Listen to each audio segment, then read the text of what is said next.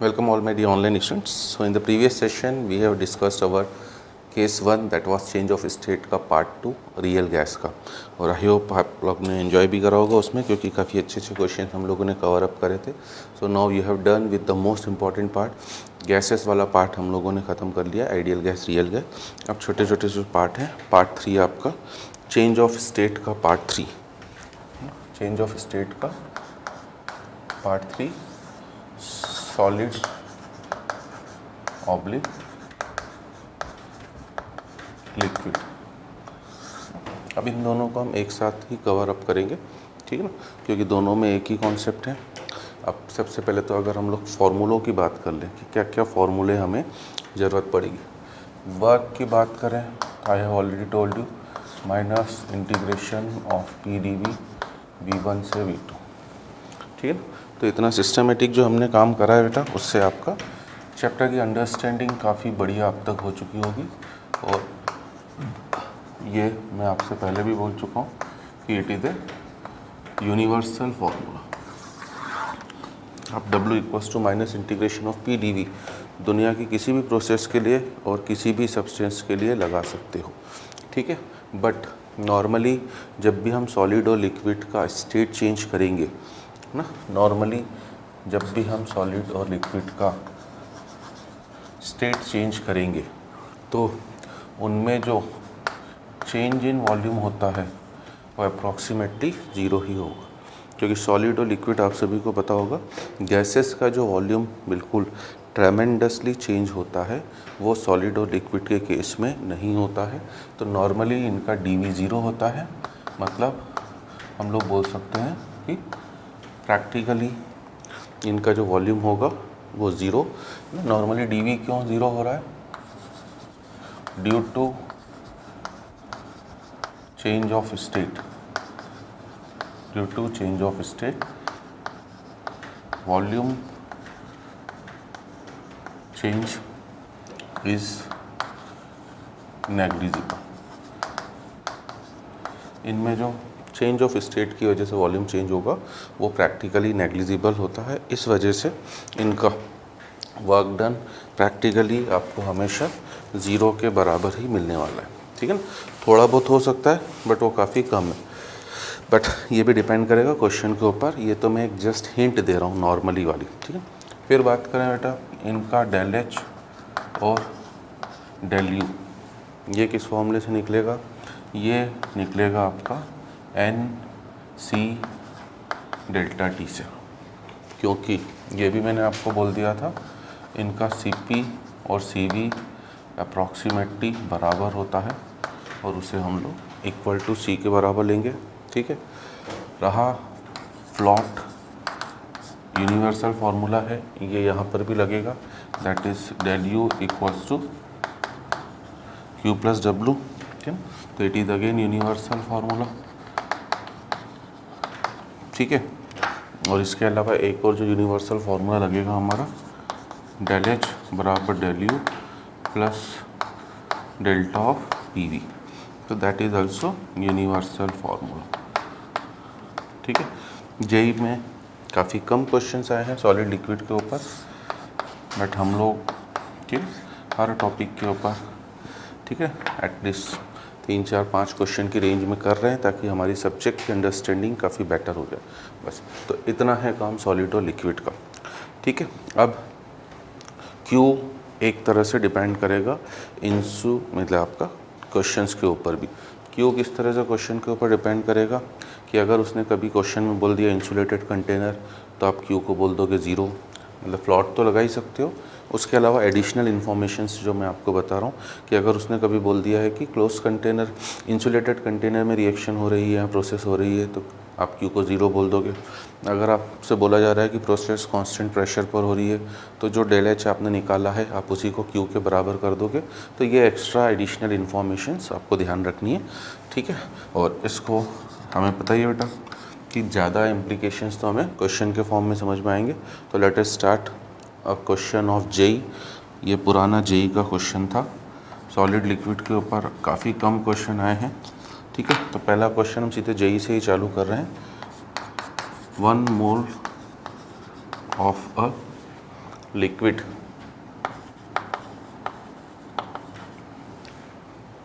ठीक है ना, at 1 bar 100 ml at 1 bar 100 ml is taken in an adiabatic container, is taken in an adiabatic container and in conditions में आपने एक मोल liquid का 1 बार 100 ml में एक एडियाबेटिक कंटेनर में लिया एंड प्रेशर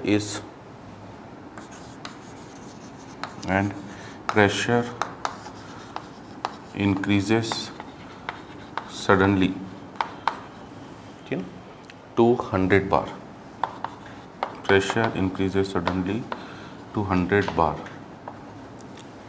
ठीक है। 1 बार पे था, आपने सडनली उसका प्रेशर बढ़ा के 100 बार कर दिया है एंड एट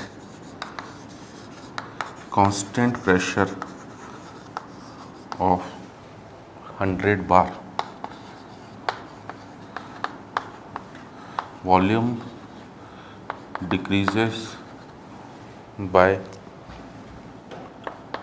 1 ml ठीक है। आपसे कह रहा calculate del H del U Q and W for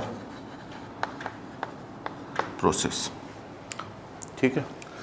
अब देखिए, सबसे पहला काम तो मैंने आपसे बोला है कि क्वेश्चन में लिखते ही आपको पहले वीडियो पॉज करके पहले अपना दिमाग लगाना चालू कर देना है कि क्या क्या चीज़ें आप इस क्वेश्चन में सोच सकते हो, क्योंकि जेई का क्वेश्चन है, मान लीजिए इस बार भी आ जाए, उसने केवल एक ही चीज़ पूछी थी है ना, उसने इस क्वेश्चन में डेल्टा एच पूछा था, बट फ्लॉट में फर्स्ट लॉ ऑफ थर्मोडायनेमिक्स जो मैंने थर्मोडायनेमिक्स पार्ट 1 आपको बोला है कि पार्ट 1 में हम लोग ठीक है हर क्वेश्चन के लिए चारों पैरामीटर निकालना सीखेंगे ताकि हमारी सब्जेक्ट की डेप्थ अंडरस्टैंडिंग बढ़ती चली जाए, कि हमें थर्मोडायनेमिक्स का जो फियर होता है, फोबिया होता है, वो निकल के बाहर आ जाए कि जेएस सर ने जो पढ़ाया है, इतने अच्छे अच्छे क्वेश्चंस करा दिए हैं, आपके मन में कॉन्फिडेंस आ जाए कि अब दुनिया के किसी भी तरह का क्वेश्चन आएगा, I can easily handle the question, I can easily solve the question ठीक है। तो सबसे पहले आप अपना वीडियो पॉज करके सोच लीजिए ठीक है, और मैं उम्मीद करता हूँ वो आपने कर लिया होगा। मैं तो चालू कर रहा हूँ डायरेक्टली। देखिए मैंने क्यों बोला था DV0, यू कैन सी हमने प्रेशर को 1 बार से सीधे 100 बार इतना बढ़ा दिया है ठीक है। अगर प्रेशर आपने ट्रेमेंडसली बढ़ा दिया है तो गैस होती तो पिचक जाती है, एक तरह से पिचकने का मतलब समझ लो, कॉम्प्रेस हो जाती, बट ये लिक्विड है बेटा ठीक है ना, लिक्विड है तो इसमें जो वॉल्यूम में चेंज होगा वो काफ़ी कम होगा। लाइक ये मेरी बॉटल ही है पानी की, अब इसको मैं दबाना चालू करूँगा तो इससे जो लिक्विड गैस मॉलिक्यूल्स में कॉम्प्रेशन इतना फास्ट क्यों होता है, what is the reason behind that, क्योंकि हमें पता है कि गैस मॉलिक्यूल्स में जो इंटरमॉलिकुलर डिस्टेंस होती है बिटवीन द मॉलिक्यूल्स, जो हमने गैसियस स्टेट में भी पढ़ा था, वो काफ़ी हाई होती है। तो जैसे आप दबाना चालू करोगे वो डिस्टेंस कम होती जाएगी, बट लिक्विड में ऑलरेडी इंटरमॉलिकुलर डिस्टेंस कंपैरेटिवली काफ़ी कम है। इस सॉलिड में आप इमेजिन करो ठीक है ना, ये लिक्विड है एक हाथ में, ये सॉलिड है, दोनों को मैं दबा रहा हूँ ठीक है ना, दोनों को दबा रहा हूँ ठीक है। ये लिक्विड देख लीजिए, अगर आपको दिखाई दे रहा है, मुझे उम्मीद नहीं थी, मुझे लगा था बंद होगी बॉटल, बट ये लिक्विड आपका खुली हुई है और ये लिक्विड आपका मेरे हाथ से गिर के बाहर निकलना चालू हो गया ठीक है।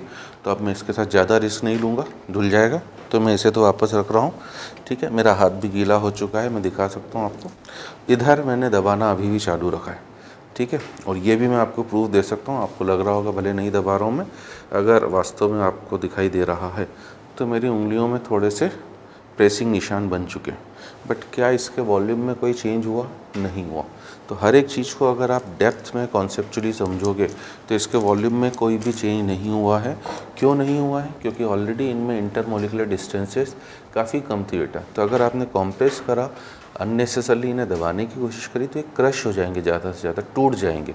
अगर ये तो मैं उंगलियों से दबा रहा हूँ ठीक है ना, अगर मैं पाँव से इसको दबाना चालू करूँ नीचे रख के ठीक है, मेरे लिए तो ये खूब बड़ी चीज़ है बेटा चौक ठीक है, इसलिए मैं पाँव के नीचे तो इसे कभी नहीं लेता हूँ।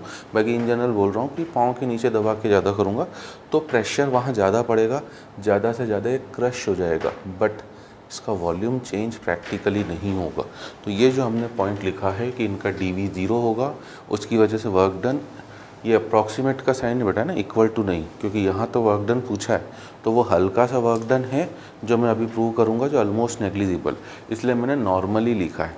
ठीक है, अब पहली चीज़ कि इतना ज़्यादा प्रेशर बढ़ाने के बाद भी साफ साफ लिखा हुआ है कि वॉल्यूम डिक्रीजेस बाय 1 ml, केवल 1 ml का चेंज आया है, मतलब ये चेंज ऑफ स्टेट ही है बेटा, है ना।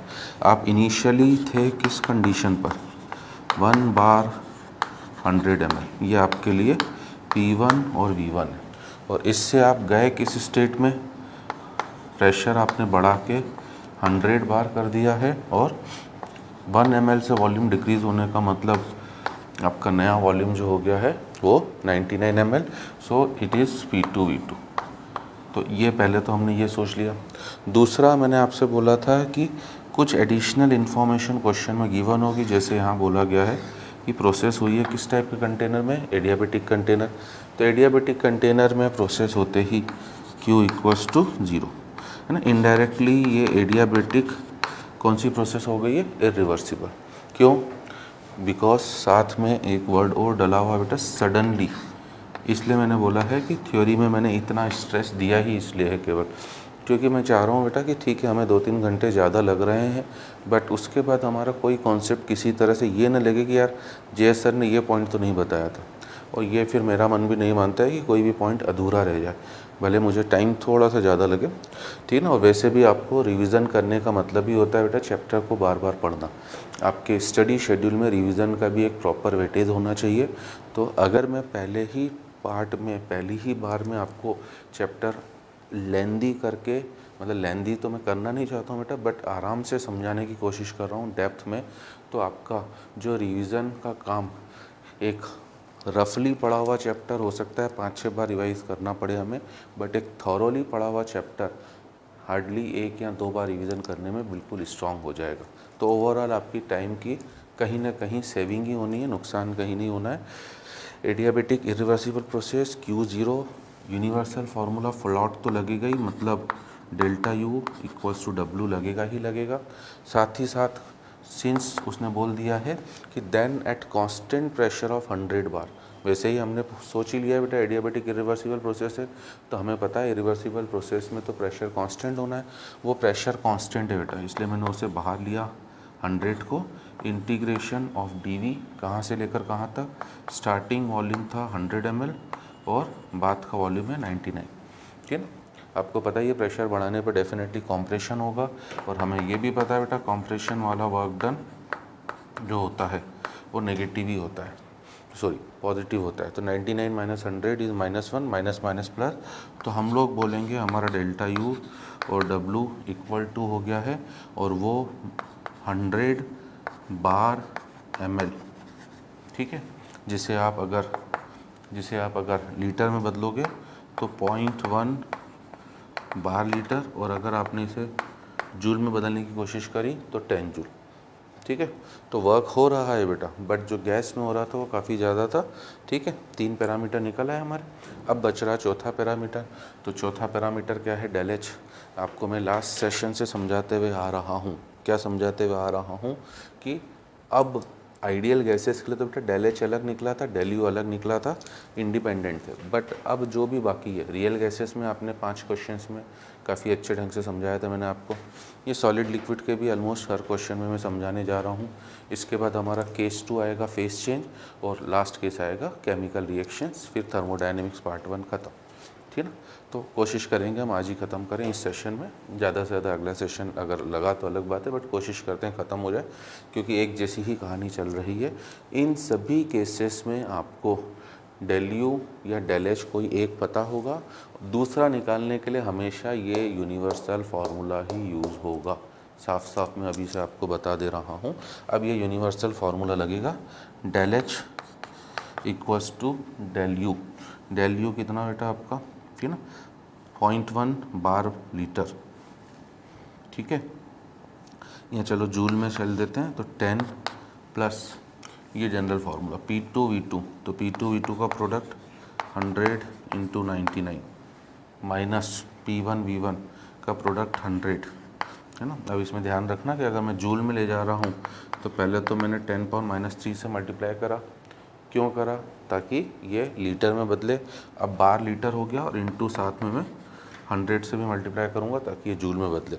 तो दिस इज़ 9900, उसमें से आपका 100 गया 9800, ये 10⁻³ इंटू 100 हुआ 0.1, तो 9800 में 0.1 मतलब 980, और 980 प्लस 10 आपका 990 क्या हो गया? जूल हो गया।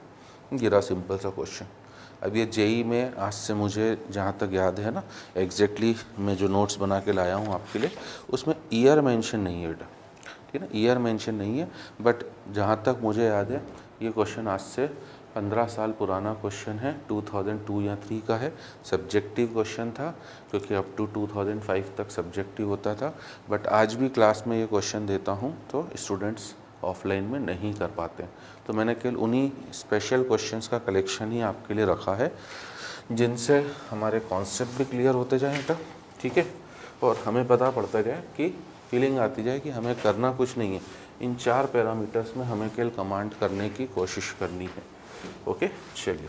तो ऑब्वियसली एक क्वेश्चन में तो कमांड होता नहीं बेटा, क्वेश्चन हम लोग 2-3 तो कर लें एटलीस्ट। मान लीजिए अगला क्वेश्चन आपको दे रहा है 2 moles of a liquid A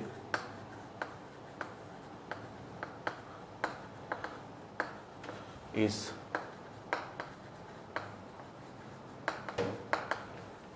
2 moles of a liquid A is changing its state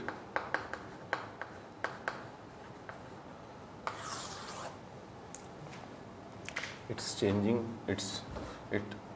its state from, कहाँ से कहाँ चेंज कर रहा है वो आपका 1/300 केल्विन,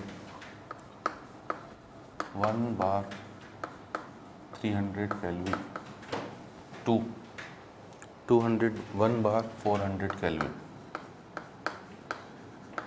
201/400 केल्विन।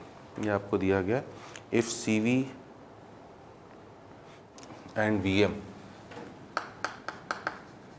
आप देखिए थोड़ा सा ट्विस्ट नया question, if CV and VM। CV तो हमें पता है बेटा, molar heat capacitated constant volume, जो हमने लिख दिया है कि नॉर्मली सॉलिड्स लिक्विड्स के लिए CP/CV बराबर ही होते हैं। What is VM? Molar volume, ठीक है ना, वो आपको अलग से दिया गया है R 20 जूल पर मोल केल्विन एंड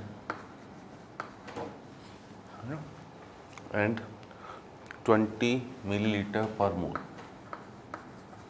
20 ml पर मोल, ठीक है।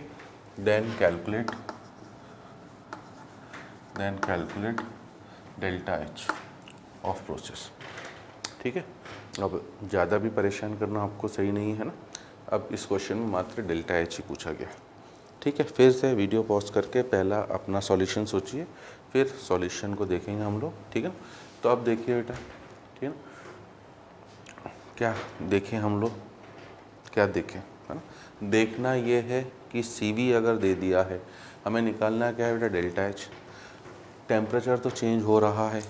अगर क्वेश्चन में, ठीक है ना, CP दिया होता या नहीं बोला होता CV, ठीक है, थोड़ा बहुत माइन्यूट सा डिफरेंस हो सकता है बेटा CP और CV में भी, सॉलिड्स एंड लिक्विड्स के लिए, इसलिए मैंने केयरफुली ध्यान देना अप्रॉक्सीमेट साइन लगाया है।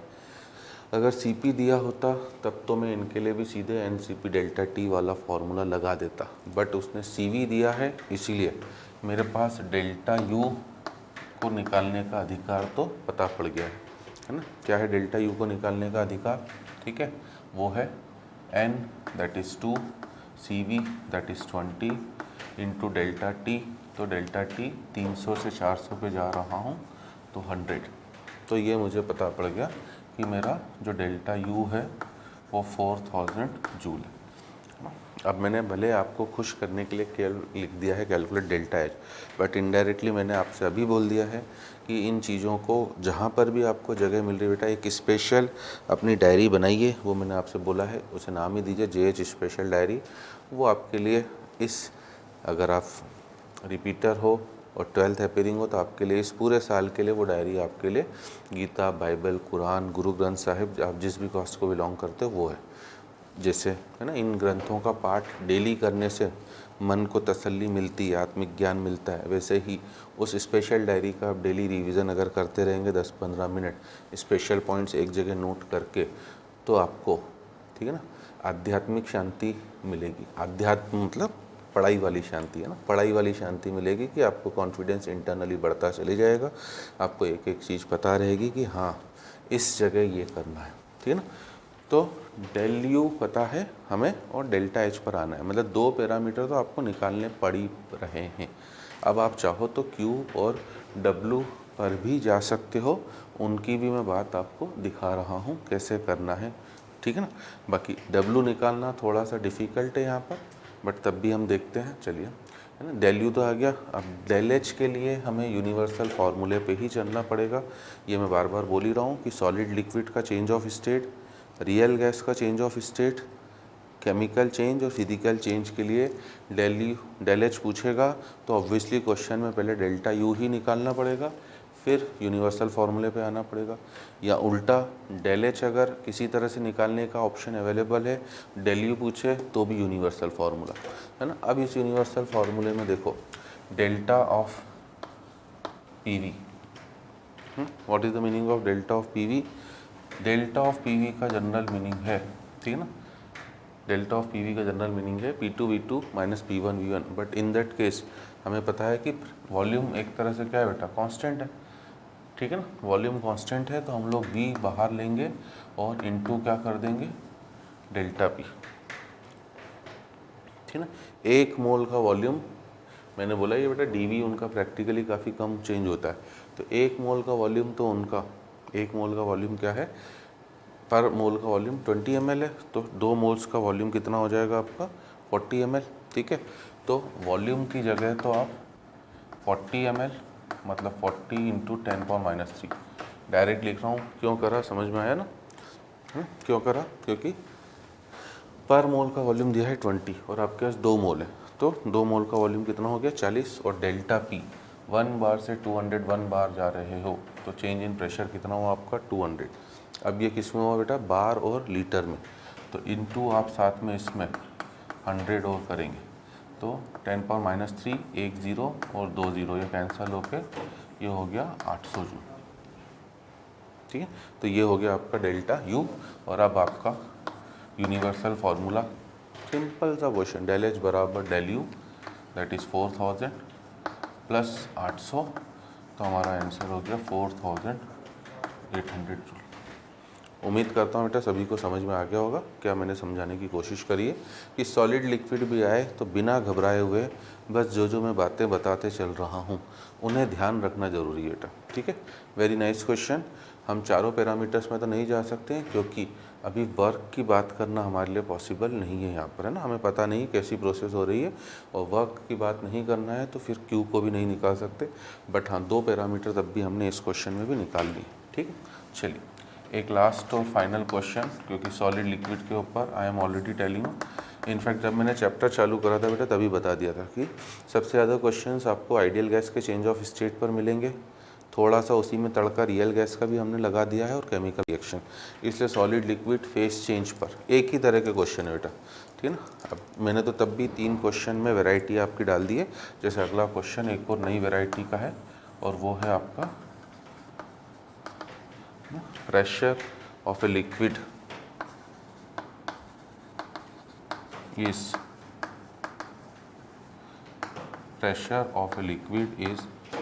linear function of volume, and given by P equals to, ये और थोड़ा सा तड़का अच्छा लग गया है, given by P equals to A plus BV while its internal energy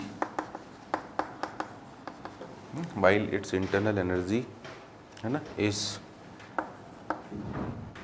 U equals to 34 plus PV। ध्यान देना सॉलिड और लिक्विड्स के लिए भी जनरल फार्मूला तो du का NCV dt plus del u by del v at t into D V वाला ही यूज़ होना है। इस वजह से यहाँ पर उसने, है ना, हमने मान लिया था कि डी वी अप्रॉक्सीमेटली ज़ीरो है, चेंज इन प्रेशर लगभग ज़ीरो होता है, इसलिए डेल एच बराबर डेल यू बोला था इस कंडीशन पर बेटा। बट अदरवाइज़ तो नॉर्मली नहीं होता है, वो आपको क्वेश्चंस में दिख रहा है। इसका डेल एच डेल यू अलग है, इसका डेल यू इसका डेल एच अलग है। कुछ नहीं गिवन हो तब की बात कर रहा था मैं, ठीक है, बट अदरवाइज़ तो नॉर्मली अलग अलग होते हैं। अब इंटरनल एनर्जी उसने आपको वॉल्यूम का फंक्शन दे दिया है, ठीक है। क्वेश्चन फिर से वही है, calculate Q W del H, है ना, डेल यू, लास्ट क्वेश्चन है तो कर ही ले बेटा पूरा। Q W del H and del U, ठीक है ना, for change of state, for change of state from, ये अपनी स्टेट चेंज कर रहा है फ्रॉम कहाँ से, 2 bar 5 litre to 4 bar 20 litre. Again very very nice question, ठीक है। आप बोलोगे सर आप हर क्वेश्चन को ही नाइस बोल रहे हो, तो नाइस है बेटा, लिया ही जब उस कलेक्शन ही के इस तरह के क्वेश्चंस का रखा है कि आपके कॉन्सेप्ट्स क्लियर हो जाए आपको। फिर सिंपल टाइप के क्वेश्चंस अगर आपको मिल रहे हैं तो वो आप आसानी से कर सकते हो, ठीक है। अगेन आप वीडियो पॉज करके पहला काम आपका रहेगा कि आप अपना सॉल्यूशन खुद सोचें, ठीक है ना, वो रोकना आपकी जवाबदारी है। मैं तो अब सॉल्यूशन में चल रहा हूँ सीधे। देखिए अगर हम लोग सॉल्यूशन में चलते हैं बेटा, ठीक है, सबसे पहले अगर हमें बोल दिया है, हमें पता है कि इंटरनल एनर्जी तो एक स्टेट फंक्शन है, तो हम लोग U1 को क्या बोलेंगे, सबसे पहले जो पैरामीटर सबसे आसानी से निकल सकता है, U1 को आप बोलोगे 34 प्लस V1 और U2 को आप बोलोगे 34 प्लस P2 ठीक है। तो आपका जो डेल्टा U होगा that is U2 minus U1 अगर आप करते हो तो आपको खुद ही दिख रहा है it will be P2 minus P1, ठीक है। बिना डरे केवल ढंग से 2 मिनट क्वेश्चन को एनालाइज करें बेटा और उसके बाद सोचना चालू करें। अगर आपने मेरी चीज़ें ढंग से सुनी हैं तो ऑब्वियसली आपको सब कुछ चीज़ें कहीं ना कहीं से क्वेश्चन में दिखाई दे जाएंगी।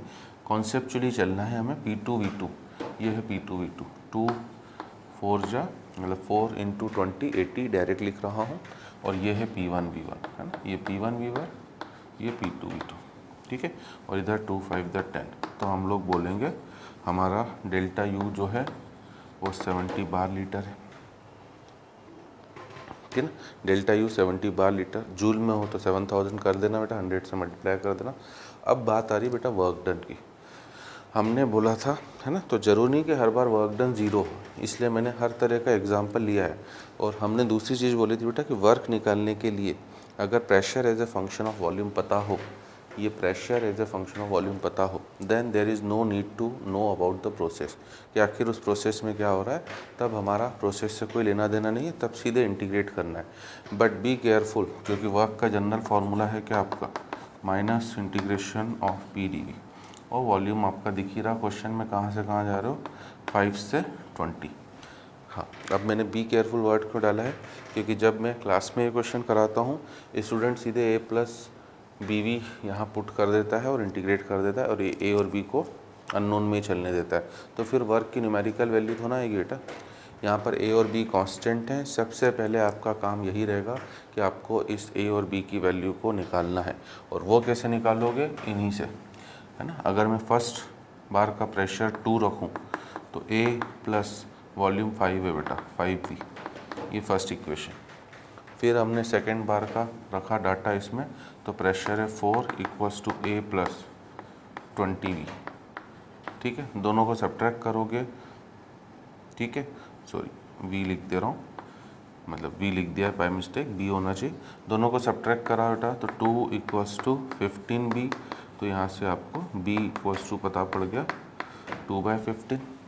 और किसी एक इक्वेशन में मान लीजिए फर्स्ट में आपने पुट करा तो A मैंने फर्स्ट में पुट करा है B की जगह 2/15, तो ये हो गया आपका 2/3, तो इससे A हो गया आपका 2 माइनस 2/3 दैट इज़ 4/3 तो ये काम पहले आपको साइड में करना था बेटा, मतलब आपके लिए pressure as a function of volume जो हुआ वो 4/3 प्लस, ठीक है ना, 4/3 plus B that is 2/15 into B. तो पहले आपको ये काम करना था 4/3 प्लस 2/15 इंटू वी। अब यहाँ पर आप कर दीजिए बेटा, है ना। तो ये तो साइड में हमने पहले ए और बी निकाला है। अब इंटीग्रेशन -5 से 20 4/3 plus 2/15 V into D V. Systematic चलेंगे बेटा, जैसे है ना एक पुरानी पिक्चर में एक डायलॉग आया था, काफ़ी पुरानी है, मुझे तो अब नाम भी नहीं याद है, बस डायलॉग अभी तक याद है, कायदे में रहोगे तो फ़ायदे में रहोगे। यहाँ पर भी वही काम है बेटा कि कायदे से अगर आपने चैप्टर को समझा है, फिर आप दुनिया के किसी भी क्वेश्चन से बेफिक्र हो सकते हैं। आई एम नॉट सेइंग कि हमारा, ठीक है ना, मैं टीचर हूँ और आप स्टूडेंट हो बेटा, थोड़ा सा माइंड एक्सपोजर का भी इफ़ेक्ट अलग हो जाता है। तो मैं ये गारंटी नहीं ले रहा हूँ कि आप 100% कर लेंगे बेटा, बट आपको पता है कि जेई का कट ऑफ 30% ही जाता है, इससे ज़्यादा तो आजकल जा ही नहीं रहा बेटा, पेपर टफ होते जा रहे हैं। तो हम लोग अगर आउट ऑफ 10 5 to 6 क्वेश्चन करने में भी कैपेबल हो गए तो हमारी रैंक अंडर 500 आना श्योरिटी है 50 to 60% क्वेश्चन में। और 3 क्वेश्चन करते तो सिलेक्शन हमारा हो जाएगा। और हम इतने क्वेश्चंस, इतनी चीज़ों को समझ रहे हैं तो इतना तो कॉन्सेप्ट हमारा, है ना, क्लियर हो ही जाएगा कि हम 3 से 4 क्वेश्चन डेफिनेटली करने की पोजीशन में आ जाए। अब इंटीग्रेशन करना आप सभी को आता होगा, -4/3, है ना, डी का इंटीग्रेशन भी डायरेक्ट करूँगा बेटा, 20 - 5 = 15, ठीक है ना, प्लस 2/15 तो बाहर रहा, ठीक है। और v डी का इंटीग्रेशन v²/2, ये रहा 1/2 v² का। अब यहाँ पे भी डायरेक्ट कर रहा हूँ, 20 का स्क्वायर 400 और 5 का स्क्वायर 25, तो 400 - 25 मतलब 375, ताकि हमारा कम से कम यहाँ समय बचे। अब 2 और 2 कैंसिल बेटा, 15 से इसको डिवाइड करोगे तो ये 25 हुआ, 15 2 = 30 और फिर 5, और यहाँ से इसको डिवाइड करोगे तो 5, तो W हो गया आपका 4 5 = 20, ठीक है। और उधर से 25 मतलब W की वैल्यू हो गई -45 bar litre. Very very nice question, ठीक है। केवल उन्हीं क्वेश्चंस का सिलेक्शन लिया गया है जो आपके कॉन्सेप्ट पूरी तरह से क्लियर कर दें। अब फ्लॉट लगा दो बेटा ताकि Q आ जाए। तो फ्लॉट लगाओगे तो डेल U ऊपर से निकाल चुके हो 70 = Q + W, that is minus का कितना आपका 45। तो यहाँ से आपका Q का वैल्यू हो गया 70 + 45 मतलब 115, है ना। यूनिट सब बार लीटर में चलने दे रहा हूँ, अगर क्वेश्चन जूल में हो तो 100 से मल्टीप्लाई कर देना, ठीक है। अब एक और चीज़ बाकी है बेटा, है ना, अच्छे क्वेश्चन सब 3 क्वेश्चन करे हैं हमने, बट कॉन्सेप्ट पूरे क्लियर हो गए कि आखिर करना क्या है सॉलिड लिक्विड में। अब डेल एच पर आ जाए बेटा, तो del H = del U. Already आपको डेल यू पता है कितना 70, ठीक है। यूनिवर्सल फार्मूला से चलेंगे, del H = del U plus delta of P V. तो del H = del U that is 70 plus delta of P V. Delta of P V वापस बेटा P2 V2 - P1 V1 ही तो होगा, ठीक है ना। तो वो वापस 70 ही आएगा, और 70 + 70 दैट इज़ 140 बार लीटर। आप देख सकते हो चारों की कुछ ना कुछ न्यूमेरिकल वैल्यू है, और ठीक है ना, और चारों अलग अलग है, क्योंकि हमें प्रोसेस कौन सी है पता ही नहीं है। प्रेशर भी चेंज हो रहा है, वॉल्यूम भी चेंज हो रहा है, ठीक है ना, टेम्परेचर के बारे में हमें कुछ आइडिया नहीं है, तो फिर हमें चारों पैरामीटर निकालने ही पड़ेंगे। उम्मीद करता हूँ बेटा इन 3 क्वेश्चन से आपको सॉलिड लिक्विड मतलब क्लियर हो गया होगा, मतलब इनडायरेक्टली हमारा केस 1 कंप्लीट हो गया है, चेंज ऑफ स्टेट, है ना। उसका आइडियल गैस भी मैंने बता दिया, 80 to 85% क्वेश्चन आइडियल गैस पर ही मिलेंगे, ठीक है। रियल गैस भी बता दिया, सॉलिड लिक्विड भी बता दिया। अब आ जाते हैं बेटा फेस चेंज पर हम लोग, ठीक है ना। चलिए, case 2 is face change. Case 2 is face change. Face change करें कि केमिकल रिएक्शन करें? चलो केमिकल रिएक्शन कर लेते हैं, केमिकल चेंज करते हैं। अब केमिकल चेंज करते हैं, और केमिकल रिएक्शंस, केमिकल चेंज का मतलब केमिकल रिएक्शंस ही हैं। ठीक है, अनलेस अदरवाइज मेंशन्ड, ठीक है ना। सबसे पहली बात तो केमिकल रिएक्शंस का मतलब है कि अब रिएक्टेंट कन्वर्ट होंगे प्रोडक्ट में, ठीक है, और unless otherwise mention chemical reactions take place at constant pressure and temperature. तो केमिकल रिएक्शन जो होंगी आपकी वो कांस्टेंट प्रेशर और टेम्परेचर पर होंगी, ठीक है ना। ठीक, और सबसे पहली बात बेटा, केमिकल रिएक्शंस का del U delta H Q कभी भी ज़ीरो नहीं होगा। इनफैक्ट नॉर्मली तो वर्क भी लिख दूँ बेटा, ठीक है, वर्क भी लिख दो, इन सब की कुछ ना कुछ न्यूमेरिकल वैल्यू होगी, ये कभी भी ज़ीरो होने वाले नहीं है, पहली बात। दूसरी बात बेटा, chemical reactions this is again बचा हुआ 5-10% वाला पार्ट है, ये ज़्यादा इम्पॉर्टेंट है। और मैंने फिजिकल चेंज इसलिए रखा है क्योंकि अगर केमिकल चेंज समझ में आ गया तो उससे फिजिकल चेंज समझाने में मुझे काफ़ी आसानी रहेगी, ठीक है।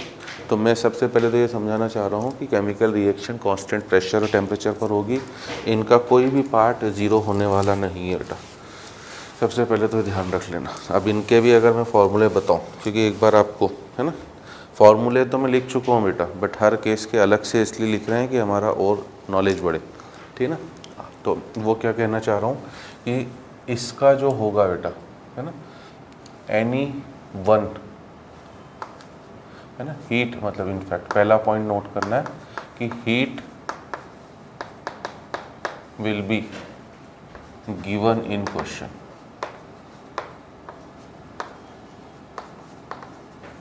सबसे पहला पार्ट तो आपको ध्यान रखना है कि केमिकल रिएक्शंस का हीट क्वेश्चन में गिवन होगा, क्योंकि इसमें चारों पैरामीटर आप सोचोगे एक साथ निकाल लोगे, नहीं, इसमें एक पैरामीटर तो क्वेश्चन में गिवन होगा और वो एक पैरामीटर नॉर्मली हीट ही होता है, नॉर्मली हीट ही होता है, ठीक है। और अगर एक पैरामीटर गिवन है बेटा, ठीक है, तो इनडायरेक्टली दो पैरामीटर आपको पता है आउट ऑफ 4।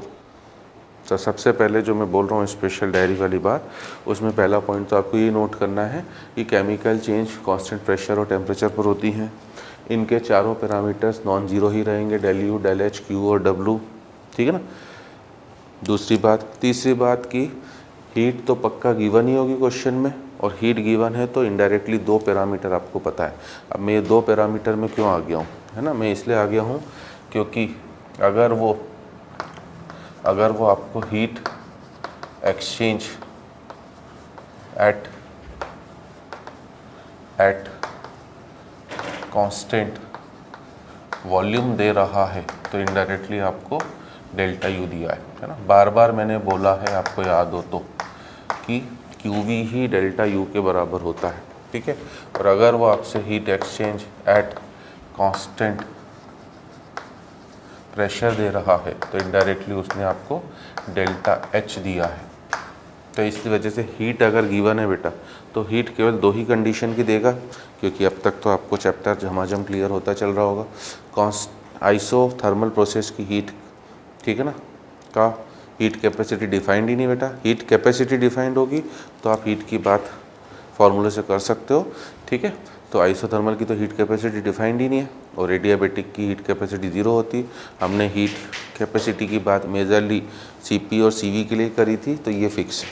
अब ये दो पैरामीटर तो आपको गिवन है क्वेश्चन में, ठीक है, मतलब कोई भी दो, हीट कांस्टेंट वॉल्यूम की है तो क्यू और डेल्टा यू पता होगा आपको, हीट कांस्टेंट प्रेशर की है तो आपको क्यू और डेल्टा एच पता होगा, ठीक है। अब अगर कोई एक पता है तो दूसरे में जाने के लिए आपको फिर से डेल एच बराबर del U plus delta of P V. तो पहला पॉइंट तो ये नोट करना है। दूसरा कि ये जो यूनिवर्सल फार्मूला है, और मैं आपसे पिछले सेशन से बोलता हुआ आ रहा हूँ बेटा, कि real gas, solid liquid, phase change, chemical change के लिए इस यूनिवर्सल फार्मूले का इम्पोर्टेंस सबसे ज़्यादा है। हाँ, अब केमिकल रिएक्शंस के लिए इस यूनिवर्सल फार्मूले को अभी मैं मॉडिफाई भी करूँगा बेटा, है ना। क्या मॉडिफिकेशन करूँगा कि आपने ऊपर हमने बोल दिया है, और ये आज नहीं बोला है बेटा, कब से बोलते आ रहे हैं कि केमिकल रिएक्शंस हमेशा किस कंडीशंस पर होती हैं, कांस्टेंट प्रेशर और टेम्परेचर पर। ठीक है, तो आपका प्रेशर जो है वो कांस्टेंट है, इसलिए डेल एच बराबर डेल यू प्लस पी आपने बाहर ले लिया, ब्रैकेट में बचा के आपका V2 माइनस V1। ठीक है ना, प्रेशर बाहर लिया तो ब्रैकेट में बचा आपका V2 minus V1। Is it clear? अब अगली बात क्या करें बेटा, अगली बात ये करनी है कि मैंने अभी बोला कि केमिकल रिएक्शंस में रिएक्टेंट कन्वर्ट होता है किसमें, आपका प्रोडक्ट में। तो V2 का मतलब क्या होता है, V2 का मतलब होता है फाइनल वॉल्यूम, V1 का मतलब क्या होता है, इनिशियल वॉल्यूम। अब सुनना चीज़ों को ढंग से ना, क्योंकि मैं केवल यहाँ पर स्ट्रेस दे के समझा ही सकता हूँ। तो पहले तो सिंस प्रेशर कांस्टेंट था, P बाहर लिया और डेल्टा V बचा, डेल्टा V को हमने V2 माइनस V1 लिखा। अब इसमें भी V2 को हम लोग लिखेंगे Vp और V1 को लिखेंगे VR, because for chemical reactions initial state है ना, for chemical reaction initial state हमेशा रिएक्टेंट है, जबकि फाइनल स्टेट जो है आपका है ना, फाइनल स्टेट जो है वो आपकी प्रोडक्ट है। ठीक है, दूसरी चीज़ बता दूं बेटा अभी से कि डेल डी और डी एच वाले जो फॉर्मूले लिखे थे वो फॉर्मूले यहाँ पर अब एप्लीकेबल नहीं है, पहले ही मैं बता चुका हूँ। ठीक है ना, पहले ही मैं बता चुका हूँ कि केमिकल चेंज और फिजिकल चेंज दोनों के लिए any one either delta U या डेल्टा एच गिवन होगा, और इंटर कन्वर्ट करने के लिए आपको इस फॉर्मूले में आना पड़ेगा दोनों के लिए। तो जो काम मैं केमिकल चेंज के लिए करा रहा हूँ exactly same will be there for physical change also. अब देखिए बेटा, ठीक है ना, किसी भी केमिकल रिएक्शन में हमें पता है major change in volume occurs because of किसकी वजह से, गैसेस। ये तो पता ही है बेटा, because volume of solid and liquid is negligible with respect to gases. तो अगला इंपॉर्टेंट पॉइंट यही है बेटा, ठीक है ना। इसके बाद क्योंकि अभी ये फॉर्मूला फाइनल सिंप्लीफाइड वर्जन जो हमें यूज़ करना है तो यूनिवर्सल फार्मूला बेटा, कंडीशंस डाल के पहले इस पे आए, अब अगली कंडीशंस डाल के और चेंज करेंगे कि in any chemical reaction major change in volume, major change in volume occurs, major change in volume occurs because of gases, है ना, major change in volume occurs because of gases as volume of solid oblique liquid is negligible, as volume of solid oblique liquid is negligible with respect to volume of gases। ठीक है, सामने ही आपके सामने, ऐसा भी नहीं है बेटा इसलिए मैंने अभी रब नहीं करा था, आपके सामने ही लिखा हुआ है। प्रेशर आपने 100 टाइम्स बढ़ाया बट लिक्विड के वॉल्यूम में कोई चेंज नहीं आया। और वैसे भी हमें पता ही है बेटा कि ये जो पानी है ना, चलो प्यास भी लग रही थी, पी लूँ। ये 1/2 लीटर पानी है बेटा, छोटी सी बॉटल दिख ही रहा होगा सभी को। ये लिक्विड फॉर्म में है तो इसका वॉल्यूम 500 ml है, ठीक है। बट अगर मैंने इसे वेपोराइज कर दिया,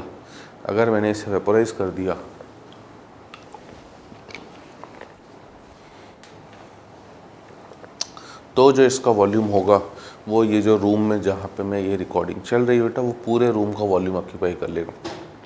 और इस रूम का वॉल्यूम आराम से आपका, ठीक है ना, लगभग ये इधर भी आपका अप्रॉक्सीमेटली 8 to 10 मीटर है, पीछे भी आपका 8 to 10 मीटर है, 8 मीटर भी रख लूँ, 64 मीटर स्क्वायर रूम का वॉल्यूम, 64 मीटर स्क्वायर, ठीक है ना, मतलब सॉरी ये तो एरिया हुआ। और हाइट भी लगभग अप्रॉक्सीमेटली, ठीक है ना, ज़्यादा नहीं तो 5 तो बोल ही सकता हूँ, तो इंटू 5 कर दूँ, 320 मीटर क्यूब वॉल्यूम है।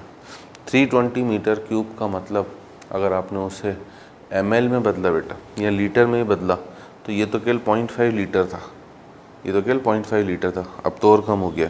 बट अगर 320 मीटर क्यूब को आपने लीटर में बदला तो इंटू 1000 से और मल्टीप्लाई करो तो हो गया 3,20,000 लीटर। तो आप इमेजिन करो 3,20,000 लीटर के रिस्पेक्ट में 0.5 तो है ना, रियल लाइफ से सोचो बेटा, 3,20,000 रुपये हैं आपके पास, तो 0.5 रुपये 50 पैसे खुला अगर जेब में पड़ा हुआ है और कोई बेचारा सामने भिखारी आ गया, तो वो तो उतना तो आपका समाज के लिए भी दायित्व तो बनता है कि कम से कम 50 पैसे तो निकाल के उसको दान में दे दो, तो नेग्लिजिबल होता है। और अगर वो नेग्लिजिबल हुआ है तो ये वाला पार्ट केमिकल रिएक्शंस में और केवल किन के लिए होगा, गैसेस, ठीक है ना। ये वाला पार्ट केमिकल रिएक्शंस में केवल गैसेस के लिए होगा, पहली बात। दूसरी बात बेटा, गैसेस हैं तो अनलेस अदरवाइज मेंशन, इसलिए मैंने रियल गैस का टॉपिक अलग से कराया है। गैसेस हैं तो अनलेस अदरवाइज मेंशन, वो गैसेस हमेशा कौन सी गैस होंगी, आपकी आइडियल गैस ही होंगी। वो गैसेस हमेशा आइडियल गैस ही होंगी। और अगर आइडियल गैस है तो फिर से केमिकल रिएक्शंस में भी आपको PV = nRT का ही यूज़ होगा, ठीक है ना। बेसिक फॉर्मूले सेम है बेटा, बट हर केस में थोड़ी सी कंडीशंस हमें एक्स्ट्रा ध्यान रखनी पड़ रही हैं।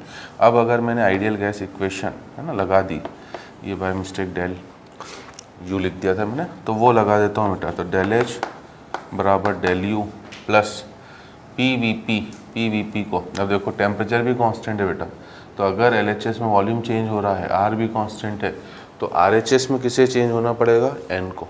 तो आपको यहाँ पर लिखना पड़ेगा NPRT, ठीक है ना, और माइनस PVP की जगह, ठीक है ना, NRRT। ध्यान देना, अब मुझे वापस दोबारा यहाँ पर गैस लिखने की ज़रूरत नहीं है, क्योंकि हमने पहले ही बोल दिया है कि ये फार्मूला आप केवल अब गैस के आइडियल गैस मान चुके हो, तो अब मैं दोबारा गैस नहीं लिख रहा हूँ। तो it is delta U plus NP minus NR into RT। एक बार ज़रूर आखिरी में आपको समझाने के लिए लिख दे रहा हूँ कि NP माइनस NR किसका है बेटा, गैस का। और NP माइनस NR अगर आपको याद हो, आप केमिकल इक्विलिब्रियम से करता आ रहे हो, number of moles of NP minus NR का क्या हुआ बेटा, meaning change in number of moles. किसके change in number of mole, gaseous के। और चेंज को हमेशा किससे रिप्रेजेंट करते हैं, डेल्टा से। इसी को हम लोग बुलाएंगे डेल्टा NG/RT। ये फॉर्मूला केमिकल रिएक्शंस के लिए वेरी वेरी इम्पॉर्टेंट फार्मूला है। थर्मोकेमिस्ट्री में भी ये फार्मूला बार बार यूज़ होगा, ठीक है, एज वेल एज बेटा, ठीक है। इसी साल JEE 2018 में इसके ऊपर क्वेश्चन आ चुका है, और लगभग हर अल्टरनेट ईयर 18 में आया है, जैसे हो सकता है 19 में ना पूछे, 20 में पूछ ले, और हो सकता है कि पूछ भी लेट, है ना, मना नहीं है। ये फार्मूले का इम्पोर्टेंस अपने आप में काफ़ी ज़्यादा है। केमिकल रिएक्शंस के लिए कभी भी आपसे अगर वो heat exchange at constant volume देकर heat exchange at constant pressure पूछ रहा है, heat exchange at constant volume मतलब डेल्टा U दिया है, और पूछ रहा है heat exchange at constant pressure मतलब डेल्टा H, ठीक है, या उल्टा, तो हमेशा इसी फॉर्मूले से चलना पड़ेगा। उसके लिए आपको डेल्टा NG पहले खुद निकालना पड़ेगा बेटा, वो NP minus NR of gas रहेगा, और ये आपको पता पड़ेगा फ्रॉम बैलेंस्ड केमिकल रिएक्शन। ये आपको पता पड़ेगा फ्रॉम बैलेंस्ड केमिकल रिएक्शन, ठीक है। तो आपको पहले रिएक्शन जो भी, जैसे उसने कंबशन ऑफ मीथेन बोला, इस वजह से ये टॉपिक अपने आप में इम्पॉर्टेंट है। एक तो थर्मोकेमिस्ट्री भी यूज़ हो रही है बेटा, बैलेंस केमिकल रिएक्शन लिखना है, स्टूडेंट उसी में गड़बड़ कर देता है। बिना डेल्टा NG निकाले हुए केमिकल रिएक्शंस का, केमिकल चेंज का कोई भी क्वेश्चन होने वाला नहीं है। इनफैक्ट वर्क डन भी यही है ना। देखो, पहले तो मैं आपके कॉन्सेप्ट क्लियर करने के लिए रिवर्स वे में प्रूव करूं कि मैंने बोल दिया है कि फ्लॉट तो यूनिवर्सल फार्मूला है ही, ठीक है ना, del U equals to what, Q plus W, ठीक है। तो ये तो मैं बोल ही रहा हूँ बेटा, ये यूनिवर्सल फार्मूला है ही सही हमारा, ठीक है। अब इसी को मॉडिफाई कर दो तो वर्क यहाँ से आ जाएगा। अलग से भी प्रूव करूँगा, यहाँ से भी प्रूव करूँगा, क्योंकि इसमें भी एक कन्फ्यूज़न होता है बच्चे का, क्या वो मैं समझा रहा हूँ, है ना। देखिए, नॉर्मली केमिकल रिएक्शन हमेशा किस कंडीशन पर होंगी बेटा, कांस्टेंट प्रेशर, तो मैंने इसे QP लिख दिया। और ध्यान करिए, मैंने बार बार बोला है कांस्टेंट प्रेशर वाली हीट को ही डेल्टा क्या बोला जाता है आपका, H।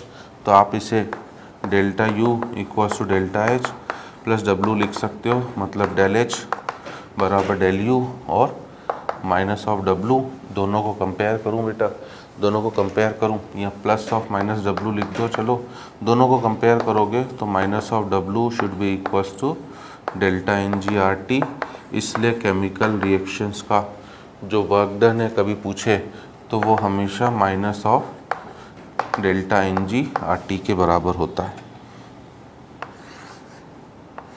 ठीक है, तो इनडायरेक्टली यू कैन से कि केमिकल रिएक्शंस के लिए जो मैं सेकेंड इम्पॉर्टेंट केस रख रहा हूँ after change of state of ideal gas, सबसे ज़्यादा क्वेश्चंस आपको केमिकल चेंज पर ही मिलेंगे, उसमें के लिए इन दो फार्मूलों से काम हो जाएगा। ठीक है ना, अभी भी हो सकता है, बार बार हमने बोला ही बेटा कि भले फिजिकली दूर हों बट दिल से दिल के तार तो जुड़े हुए हैं हमारे, कि अगर आपको डाउट हो कि सर आपने तो बोला था वर्क का universal formula minus integration of P D V है, तो फिर ये कैसे हुआ, तो वो भी मैंने प्रूव कर दूं। इसलिए मैंने बोला था कि ये फार्मूला फ्लॉट से ही आया है एक तरह से, ये वर्क डन इससे जो आया है, इसे आप चाहें तो W equals to minus integration of P D V से भी प्रूव कर सकते हो, क्योंकि वर्क का यूनिवर्सल फार्मूला तो यही है ना। बट केमिकल रिएक्शंस हैं तो अभी मैंने बोला VR और VP लिखोगे।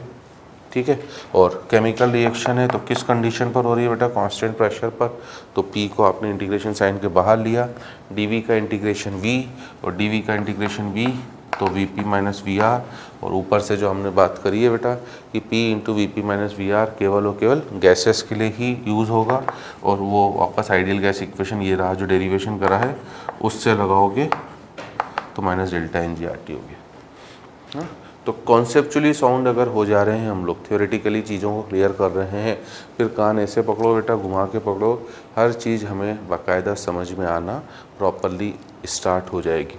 ठीक है ना, क्योंकि इस फॉर्मूले में स्टूडेंट खूब कंफ्यूज होता है कि सर वर्क आपने minus delta N G R T बोला है जबकि यहाँ तो आपने प्लस लिखा है, ये डब्ल्यू ही तो है। तो ध्यान देना वो डब्ल्यू तो है बेटा, बट वो क्यूपी के कारण डब्ल्यू इस तरफ जाके माइनस का हो चुका है, और माइनस मैंने मिला के प्लस कर दिया है। ठीक है, तो जल्दी से नोट डाउन करें। तो अब इसके ऊपर अपन क्वेश्चंस चालू करते हैं। ये है work delta H delta U Q की calculation for chemical change.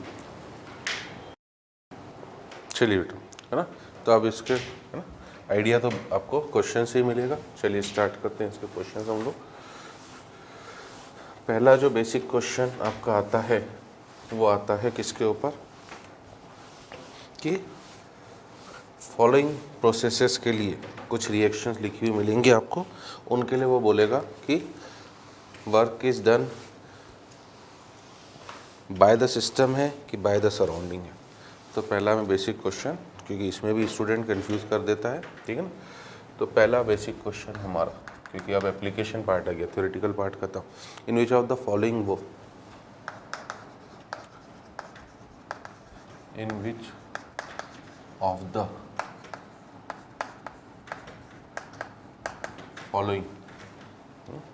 of the following work is done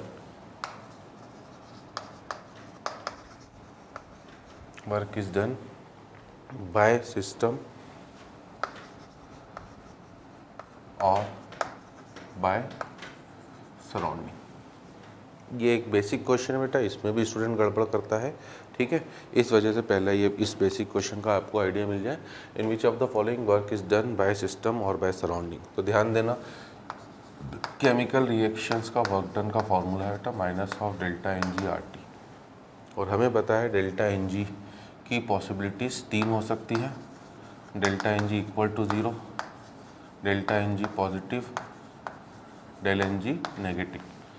अगर delta N G equal to 0 हुआ तो आप बोलोगे वर्क भी 0 है, ना सिस्टम वर्क कर रहा है ना सराउंडिंग वर्क कर रहा है। डेल्टा एन जी अगर पॉजिटिव है तो आप बोलोगे वर्क नेगेटिव, और डेल एन जी नेगेटिव है तो आप बोलोगे वर्क पॉजिटिव। ठीक है, वर्क नेगेटिव होने का मतलब work is done by system, या उल्टा बोले तो ऑन सराउंडिंग। ठीक है, W अगर पॉजिटिव आ रहा है तो हम बोलेंगे ऑन सिस्टम और बाय सराउंडिंग। ठीक है, तो पहले इस चीज़ को अपना कि ये जो क्वेश्चन अगर कभी भी आता है, ठीक है, केवल ये प्रेडिक्ट करना कि work done by the system है कि बाय द सराउंडिंग है, या ऑन द सिस्टम है ऑन द सराउंडिंग है, इसके लिए आपको डेल्टा एन जी को निकालते आना चाहिए। और ये भी केमिकल रिएक्शंस के अपने आप में इम्पॉर्टेंट क्वेश्चंस हैं। ठीक है, चलिए, तो अब जैसे मैं प्रोसेसेस लिख दूँ बेटा, पहला है फॉर्मेशन ऑफ NH3, ठीक है।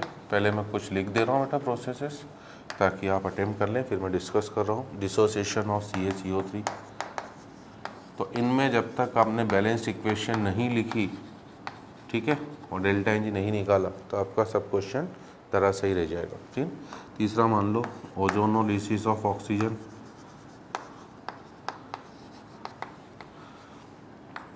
ठीक। चौथा मान लीजिए आपका, है ना, क्या, कंबशन ऑफ मीथेन।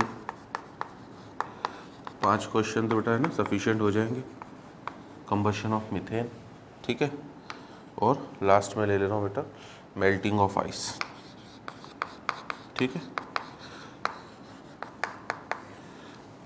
तो इनमें आपसे बोल ही दिया है मैंने कि जैसे मैं क्वेश्चन लिख रहा हूँ, आप वीडियो पॉज करके अपना, ठीक है ना, अपना काम चालू कर दिया करिए रुक के, ठीक। अब मैं तो अपना साथ में चालू कर रहा हूँ, अब आप सॉल्यूशन देख लीजिए वीडियो स्टार्ट करके। फॉर्मेशन ऑफ NH3, है ना, यहाँ पर अगर उसने, ठीक है ना, केवल ये पूछा है कि work is done by the system या बाय द सराउंडिंग, तो फिर बैलेंस इक्वेशन आप लोएस्ट इंटीजर कोफिशिएंट में जैसा चाहे वैसा लिख सकते हैं। N2 + 3H2 गिव्स 2NH3, ठीक है ना, ये लोएस्ट इंटीजर कोफिशिएंट। आप चाहें तो बेटा half N2 + 3/2H2 gives NH3 भी लिख सकते हैं। आपका लक्की नंबर 3,85,980.89 हो, आप N2 का कोफिशिएंट वो भी ले सकते हो, बट उससे आपका जी का जंजाली बढ़ेगा, उससे कोई फ़ायदा होने वाला नहीं। इसलिए अनलेस अदरवाइज मेंशन, आपको रिएक्शन हमेशा लोएस्ट इंटीजर कोफिशिएंट फॉर्म में बैलेंस करना है। बट इसी चैप्टर का एक पार्ट आपका थर्मोकेमिस्ट्री भी है, ठीक है ना, उसे पढ़ते तो हम बिल्कुल पूरी तरह से सेपरेट हैं। तो थर्मोकेमिस्ट्री में आपको थोड़ा सा ये केयरफुल रहना है बेटा, अगर उसने, ठीक है ना, enthalpy of formation of ammonia बात कर दी होती, तो फिर एंथैल्पी ऑफ फॉर्मेशन, जो आप शायद पहले भी काफ़ी बार ये टर्म सुन चुके होंगे, अगर आप थर्मोडायनेमिक्स एक बार पढ़ चुके हैं तो ध्यान देना है आपको कि IUPAC ने फिक्स कर दिया है बेटा, एंथैल्पी एक एक्सटेंसिव प्रॉपर्टी है, तो IUPAC ने फिक्स कर दिया है कि आप अगर enthalpy of formation of ammonia लिख रहे हो, तो आपको फिर अमोनिया का 1 मोल ही बनाना है। और थर्मोकेमिस्ट्री में मैं वापस इन चीज़ों पे स्ट्रेस दूंगा, बट मेरा ये मानना है कि हम चीज़ें सुनते चलेंगे तो बार बार सुनने से हमें याद हो जाएंगी, ठीक है। तो अगर वो कंबशन ऑफ मीथेन बोल रहा है जैसे, तो 1 मोल को जलाओ, ठीक है ना। किसी का भी फॉर्मेशन बोल रहा है 1 मोल का, ठीक है ना, किसी का कमीशन बोल रहा है 1 मोल, वो हाइड्रोजनेशन बोल रहा है 1 मोल, तो थर्मोकेमिस्ट्री में रूल फिक्स हो जाएंगे बेटा, हर चीज़ 1 मोल के लिए करना है। यहाँ पर सिंस भले उसने फॉर्मेशन ऑफ अमोनिया बोला है, आप 1 मोल का कराओ या 2 मोल का कराओ, उससे कोई फ़र्क नहीं, क्योंकि डेल्टा NG को इससे कोई फ़र्क नहीं, हमें डेल्टा NG का साइन देखना है बेटा। देखो तो ये भी गैस, ये भी गैस, ये भी गैस, तो अगर मैं इसके डेल्टा NG का साइन देखूँ, ठीक है ना, कई स्टूडेंट्स डेल्टा NG को ही निकालने में गड़बड़ कर देते हैं। तो delta NG number of moles of gaseous product 2 minus, इसलिए मैं बिल्कुल बच्चों जैसे समझा रहा हूँ। केमिकल इक्विलिब्रियम में भी हमें डेल्टा NG की ज़रूरत पड़ती है, Kp = Kc RT की पावर डेल्टा NG, ठीक है ना। तो 2 जगह डेल्टा NG की ज़रूरत आपको पूरी फिजिकल केमिस्ट्री में पड़ती है, और दोनों ही अपने आप में काफ़ी इंपॉर्टेंट है।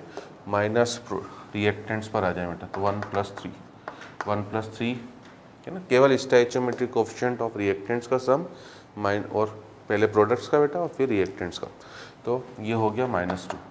डेल NG नेगेटिव आने का मतलब, ठीक है ना, डेल NG नेगेटिव आने का मतलब वर्क जो हो गया पॉजिटिव, तो हम इस क्वेश्चन में बोलेंगे कि work is done by surrounding. यहाँ पर जो वर्क है दैट इज़ डन बाय किससे, सराउंडिंग। डिसोसिएशन ऑफ CaCO3 बेटा, तो CaCO3 की फिजिकल स्टेट हमें पता होना चाहिए, सॉलिड, ये टूट के आपको देगा CaO solid plus CO2 gas, ठीक है। तो फिजिकल स्टेट भी जानकारी होना ज़रूरी है। अब अगर इसका डेल्टा NG निकालोगे, ठीक है ना, तो आपको ये सॉलिड है, ये सॉलिड है, इन दोनों को काउंट करने की ज़रूरत नहीं है, आपको केवल गैस को काउंट करना है। 1 - 0 = 1। Del NG positive, del NG positive मतलब वर्क इज़ नेगेटिव, तो यहाँ हम लोग बोलेंगे work is done by system. Third, ozonolysis of O2। What is ozonolysis of O2 बेटा, है ना, रिएक्शंस खुद लिखना पड़ेंगे बेटा। 3O2 गिव्स 2O3 गैस, ये है ऑक्सीजन का ओजोनोलिसिस, ऑक्सीजन से ओजोन का बनना, ठीक है ना। तो इसमें अगर हम लोग ओजोनोलिसिस ऑफ O2, ठीक है ना, या ओजोन का फॉर्मेशन बोले ओजोनोलिसिस ऑफ O2, ठीक है ना, तो क्या हो जाएगा इसका, अगर मैं डेल्टा Ng निकालूँ 2 moles gaseous product -3 moles gaseous product -1 का मतलब W पॉजिटिव हो जाएगा, ठीक है, और W पॉजिटिव मतलब by surrounding. Combustion of methane बेटा, यूडियोमेट्री की रिएक्शंस का आजकल वेटेज काफ़ी ज़्यादा बढ़ते जा रहा है बेटा। इस तरह की कंबशन बर्निंग की रिएक्शंस को लिखना, और मेरा जो ऑब्जर्वेशन है स्टूडेंट खूब गड़बड़ करता है बेटा इन रिएक्शंस में, और जेई में आजकल पता नहीं क्यों इनका वेटेज वो बढ़ाता जा रहा है। हर अल्टरनेट ईयर वो क्वेश्चन इसी साल 2018 में भी पूछा है उसने। तो CO2 गैस प्लस, है ना, इनको बैलेंस करने का तरीका सिंपल होता है काफ़ी। CH4 है, ऑक्सीजन की प्रेजेंस, कंबशन का मतलब होता है ऑक्सीजन की प्रेजेंस में जलाना। एक कार्बन था बेटा तो एक CO2 गैस मिला, 4 हाइड्रोजन है तो 2 H2O बनाओ, और फिर ऑक्सीजन को बैलेंस करो, 2 ऑक्सीजन यहाँ से और 2 ऑक्सीजन वहाँ से, 4, 2 + 2 4, 4 ऑक्सीजन एटम है बेटा। तो मॉलिक्यूल की बात करोगे तो 2 मॉलिक्यूल होंगे तो 2O2 गैस आपका, ठीक है। तो ये हो गई आपकी रिएक्शन। अब इसमें एक चीज़ अभी से बता दूं बेटा, unless otherwise mentioned combustion reaction में आपको वाटर को लिक्विड फॉर्म में बनाना है, बट साइड में अभी से लिख लेना कि अगर टेम्परेचर उसने greater than equal to 100 degree Celsius दे दिया, कई बार वो ये कलाकारी भी करता है, combustion of methane at 127 degree Celsius, नहीं बोला है तो आपको नॉर्मल टेम्परेचर पर लेना है, बट अगर मेंशन है तो H2O अगर टेम्परेचर 100 डिग्री से ज़्यादा हो गया तो H2O गैस हो जाएगी, ठीक है ना। तो ये केयरफुल रहना आपके लिए ज़रूरी हो जाएगा। अभी कुछ नहीं बोला है इसलिए आपने उसे लिक्विड ही लिया है। तो अब यहाँ पर अगर मैं बात करता हूँ बेटा ना, अब इसका डेल्टा Ng निकालो, तो ये एडिशनल इन्फॉर्मेशन ध्यान रखना। 1 ये तो लिक्विड है बेटा तो काउंट नहीं होगा, माइनस रिएक्टेंट साइड में है CH4 का कोफिशिएंट 1 और O2 का 2, तो 1 + 2 मतलब डेल्टा Ng फिर से नेगेटिव, डेल्टा Ng नेगेटिव तो वर्क पॉजिटिव, और वर्क पॉजिटिव तो फिर से हम लोग बोलेंगे वर्क कौन कर रहा है, बाय सराउंडिंग, ठीक है। 5th question is important. क्यों, इसमें क्या इम्पोर्टेंट हो गया सर इतना, इसमें इम्पोर्टेंट ये हो गया बेटा कि ये एक फिजिकल चेंज है, इसलिए मैंने केस 2, अगर आप वीडियो पुराना देखेंगे जहाँ मैं चालू कर रहा था, मैंने फिजिकल चेंज वर्ड यूज़ कर दिया था कि पहले फिजिकल चेंज करते हैं, बट तुरंत मैंने उसको मॉडिफाई करके बोला कि यार पहले केमिकल चेंज कर लेते, because physical change is nothing but an extension of chemical change. Physical change is nothing but an extension of chemical change. Chemical change में क्या करते हो बेटा, केमिकल चेंज में आप रिएक्शन लिखते हो, ठीक है ना। आप फिजिकल चेंज को भी रिएक्शन की तरह लिखो, जैसे मेल्टिंग ऑफ आइस, मतलब इसको रिएक्शन के फॉर्म में लिखोगे तो क्या लिखोगे, H2O सॉलिड कन्वर्ट हो रहा है H2O लिक्विड में, ठीक है। तो इसीलिए मैंने फिजिकल चेंज को बाद में लेने की बात करी है। अब अगर मैं इवोपरेशन ऑफ वाटर बोलता, मान लीजिए, ठीक है ना, इवोपरेशन ऑफ वाटर बोलता तो क्या रिएक्शन लिखते बेटा, H2O लिक्विड से H2O गैस, तो केमिकल रिएक्शन ही तो लग रही है ये, ठीक है। करेंगे भले हम अलग हेडिंग में क्योंकि हमने शुरू से बात कर ली है। और तीसरा अगर मैं बोलता हूँ सब्लिमेशन ऑफ ए सॉलिड, तो क्या रिएक्शन लिखते बेटा, ए सॉलिड गिव्स ए गैस, ठीक है। तो तीनों केसेस हम लोग अब नेक्स्ट सेशन में करेंगे फिजिकल चेंज वाले। आज का सेशन जो हमारी एक स्टाइल है, क्योंकि अदरवाइज लेंदी भी हो जाएगा, ठीक है ना। तो हमारी जो स्टाइल है कि केमिकल चेंज का मैंने आइडिया दे दिया है, ये भी बता दिया है कि फिजिकल चेंज इसी से जुड़ा हुआ है, ताकि आपको आज डाइजेस्ट हो जाए चीज़ें, और नेक्स्ट सेशन में जब इसके क्वेश्चंस और करेंगे फिजिकल चेंज के फॉर्म में और करेंगे, तो वाइंड अप करने में हमें अगला सेशन लास्ट लेके हम वाइंड अप करके इस टॉपिक को ख़त्म करेंगे, फिर हम एंट्रोपी के डिस्कशन पर प्रोसीड करेंगे, ठीक है। तो अब अगर इसे केमिकल चेंज की तरह लेना है बेटा, ठीक है, तो डेल्टा Ng इस प्रोसेस का कितना हो गया, 0। अभी अपने आप में इम्पॉर्टेंट इसलिए डेल्टा Ng 0 हो गया, और डेल्टा Ng 0 हो गया तो वर्क आपका 0। तो ध्यान देना बेटा कि अगर वाटर के अलावा कोई भी आपका सॉलिड से लिक्विड फॉर्म है तो आप वर्क को 0 बोल सकते हो, कोई मना नहीं। ये कहानी आप एक्सेप्ट H2O लगा सकते हो, वाटर पे मत लगाना बेटा। सर ऐसा क्यों, है ना, क्योंकि फिजिकल चेंज में बेटा जो पार्ट है आपका फ्रीजिंग का या मेल्टिंग वाला, प्रैक्टिकली उनका वर्क डन ज़ीरो होगा, ठीक है ना, क्योंकि just now I told you कि physical change is equivalent to chemical change, physical change is equivalent to chemical change. और उसमें अगर फ्रीजिंग है या मेल्टिंग है, दोनों केसेस में फ्रीजिंग मतलब लिक्विड का सॉलिड में जाना, मेल्टिंग मतलब सॉलिड का लिक्विड में जाना, दोनों केसेस में डेल्टा एन जी ज़ीरो होगा, और डेल्टा एन जी ज़ीरो होगा तो आप वर्क डन को ज़ीरो बोलोगे, but not for water, except water. Why? Well known liquid है बेटा, हम अपने बचपन से देखते हुए आ रहे हैं, ठीक है ना।